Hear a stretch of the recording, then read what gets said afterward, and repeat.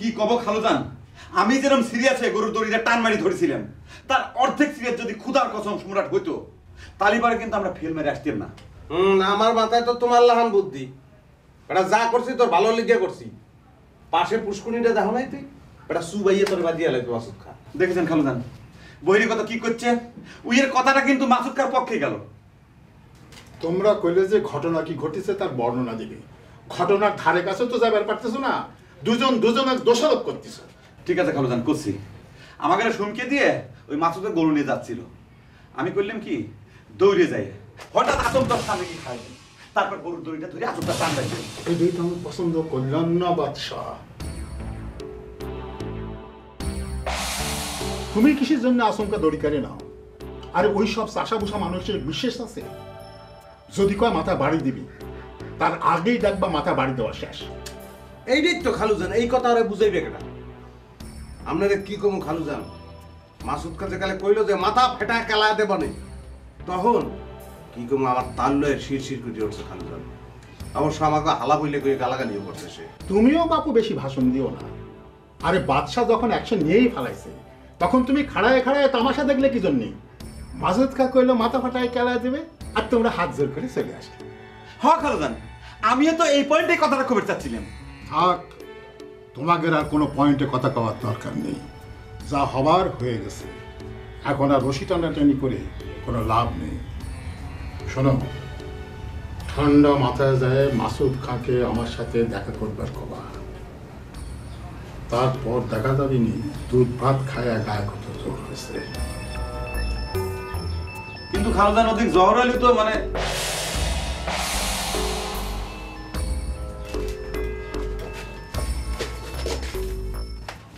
তুই যাও কই? কনে দেবো সেটা কৈফিয়ত তোর কাছে দেওয়া লাগবে নাকি? বহিটা কত? তো তুই যে খালুজানের পিস পিস রানা দিছস, সে তো লেফটিনেও যাইতে পারে। তুই কি লেফটিনে হান বিহার লাগে?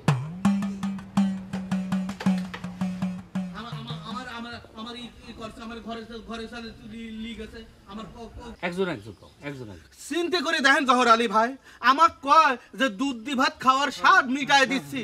কেরে, আমি কি তোর বাপের গরুর দুধ দিয়ে ভাত খাই নাকি? কবার পালা না, তোরা তো রক্ত চুষে খাস। এই আমরা তো দুধ ভাত না খাই, তাহলে আমাকে শরীরে রক্ত বিখেবা করে। ওরা তো কথা শোনে না। ওই বাচ্চা সম্রাট হয়েছে দুনিয়া পোশাক উঠতে, কথা নাই বার্তা নাই, আমার হাতে তিন দড়ি কাড়িলে। তুমি করছাও, তোমার সুদের কিস্তিও বাকি নাই, তাহলে গরু কেন কেড়ে দেবে? সে কথা আপনি জানেন না? মেরু সর্দারের কাছে ঋণ লিলি বরে সে মেলা শর্ত দেয়। তার প্রথম শর্ত হচ্ছে যে তার ঋণের টেকায় কোনো গাই গরু কিনা যাবিলা। বাপরে বাপ, মেরুল সর্দার কি বিশ্ব ব্যাংক হয়ে গেছে নাকি রে? তার কাছ থেকে টাকা কর্জ নিলি শর্ত মানা লাগে? কি করছেন? টেকা নেওয়ার আগে সব শর্তের কথা কয়া দেয়। গাই গরু গেলে তার অসুবিধে কি? লোকটা তো আসলে তো নারী বিদ্বেষী। ওই সুন্দরী ছাগল নিয়ে গেছিল, শুনেছ তো? শুনেছি তো পরে। ও যদি আমাকে আগেই কইতো তাহলে তখনই অ্যাকশন হয়ে যেত। তাহলে এক কাজ করি, শোনো, চলো আমরা সুন্দরী বাড়ির উপর যাই বসি। চলো যাই। সে একটা অসহায় মহিলা, তার পাশে আমাকে খাওয়ানো দরকার। কি কও? চলেন। চলো।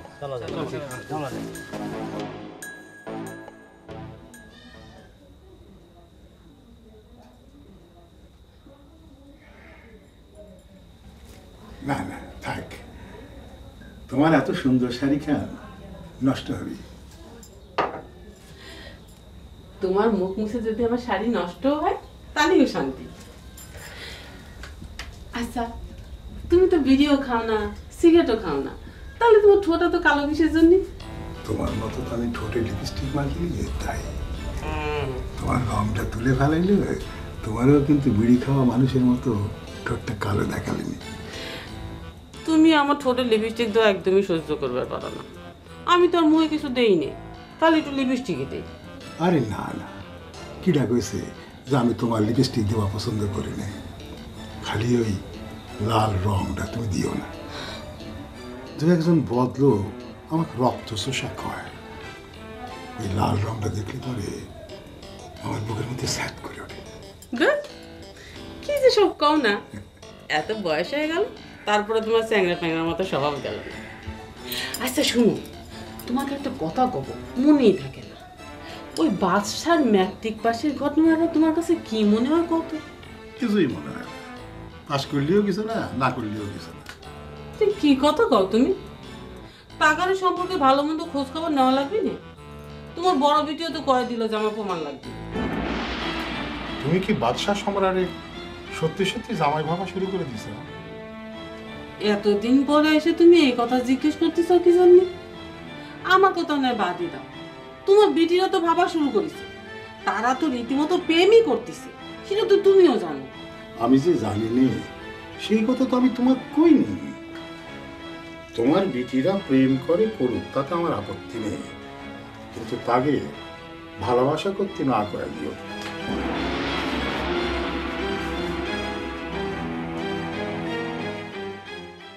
তোমাকে কথাবার্তা যা শুনলাম তাতে তো মনে হচ্ছে তোমরা সকলেই সর্দারের ঋণের ফাঁসে আটকে গেছো। কি করব ভাই, ঋণ না নিলে পরে তো চলে পারে না।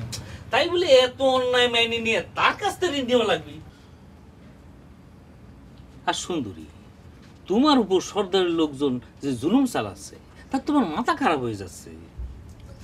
কি করা যাবে ভাই, গরিব মানুষ মানে যে ধরেন যা করবে যায়, তাতে মনে করেন যে জুলুম।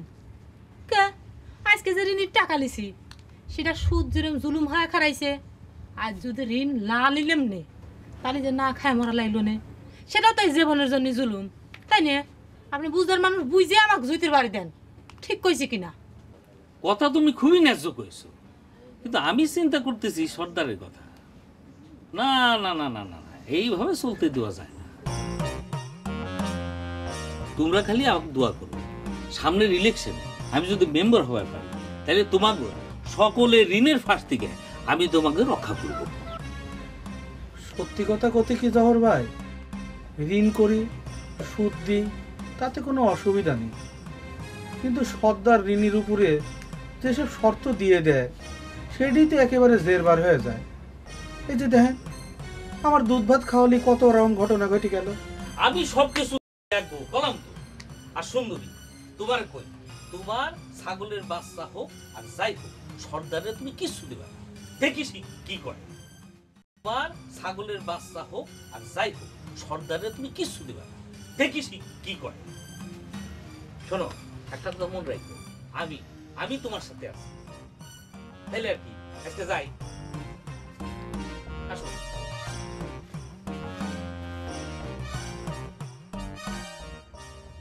রাইতে রান্ধারে বন্ধু চালে মাইরো না ঢিল, তোমার কারণে দাদি আমায় মারে যে কি।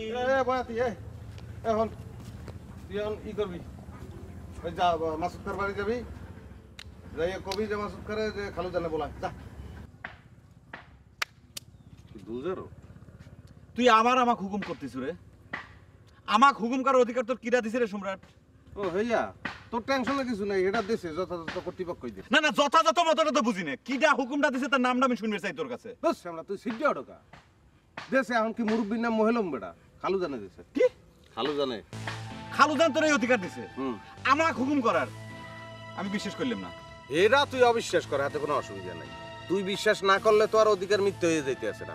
তোর নাম কালকাটা তক্ক করবি না, যেইভাবে বলছি সেই পয়েন্ট মতন কাম করে যাবি, খবরদার 19-20 দিনই না হয়। দেখ বহিরাগত, বেশি বেশি হয়ে যাচ্ছে কিন্তু। খালুজান যে তোকে এই ধরনের একটা অধিকার দিছে সেটা কিন্তু তোকে প্রমাণ করে দেওয়া লাগবে। ওরা আগে যে তুই মেট্রিক পাস করছো এই পেরমান দে, মোটামুটি সিরিয়ালে দিমান। ওসব ষড়যন্ত্রের ডান্ডি ফাটা সায়া গেছে রে সম্রাট। তুই আমার ম্যাট্রিক পাস নিয়ে ষড়যন্ত্র করবে চাইছিল, জবার নিজি হাতে সেগুলো বালি ঢেলে দিতে, বুঝতে পারিস? এখন আমি প্রমাণের ঊর্ধ্বে। বিশ্বাস না হয় ওই খালুজানের কাছে যে জিজ্ঞেস করে দেখে।